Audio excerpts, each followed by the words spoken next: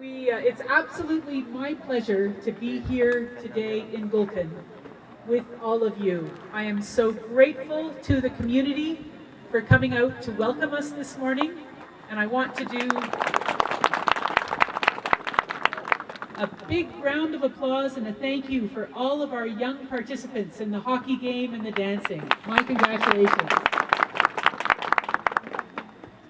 On behalf of the Canadian High Commission, myself, my team that's here, it is such a pleasure to be up with you in the Hunza Valley in winter. I've said a number of times, I will say again, Canada is a winter country. We have a good 5-6 months per year where it's cool like it is today and it's much colder, and we are very comfortable in this environment. It's natural for us to want to come and to visit you in winter and to be able to participate in ice sports like the hockey and the dancing we've just seen, to be able to go walking in the mountains, to see snow, although I gather it is a very low snow year sometimes. But it's absolutely natural for us to think that Pakistan, Gilgit, Baltistan, has 4 seasons, a good summer, winter, spring, and fall, and that there is potential for visits, for tourism, for engagement in the community in all 4 of those seasons. I want to say a huge thank you to the Village Council, to Mr. Irfan, to all of your organizers and your volunteers for putting this festival together and for your work in encouraging ice sports and winter sports. For Canada, what is so great to see is the number of young people that are out on the ice, both boys and girls, who are participating in these sports and having an opportunity to take advantage of everything that winter has to offer. To get youth, girls and boys in sport encourages their confidence, encourages their health. It means that they stay healthy, they stay active during winter, and it is for the benefit of communities. So it's great to see the girls and boys of Ghulkin and of Hunza out here. I'm also very struck by what was said about the environment and the fact that our environment is changing.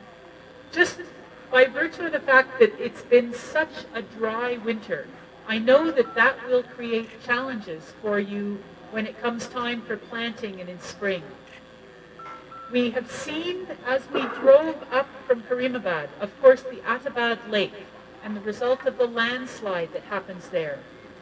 I am concerned for your community in the future, and I am encouraged by the fact that you are thinking about what it means to adapt to a changing climate, to have the resilience that's necessary, to start thinking about how to manage your waste, your water, your sanitation systems, and how to accommodate the increasing number of visitors that are coming to Ghulkin, to Hunza as a valley, and to Gilgit-Baltistan.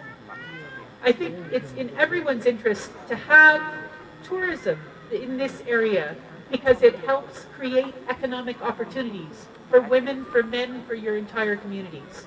But it's also important to think about what the impact of tourism is, how much additional waste it creates, what is their consumption of power and water and your other scarce resources.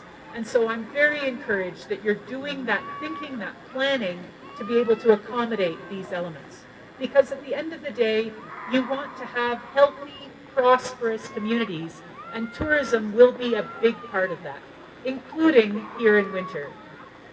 So I won't speak for very long, because I know it's cold and you've been sitting for a long time, but I really want to say a thank you on behalf of Canada.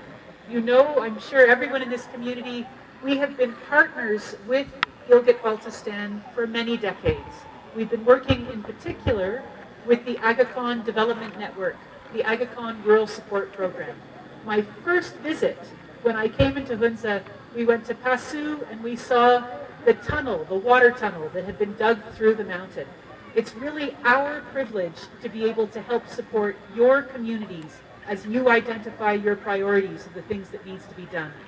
We have some new projects that are coming on stream that particularly will focus on health and women's health in particular, but also economic empowerment for youth, for girls and boys, and for women, to try and ensure that the opportunities exist in your communities so that people are able to stay and prosper and to develop.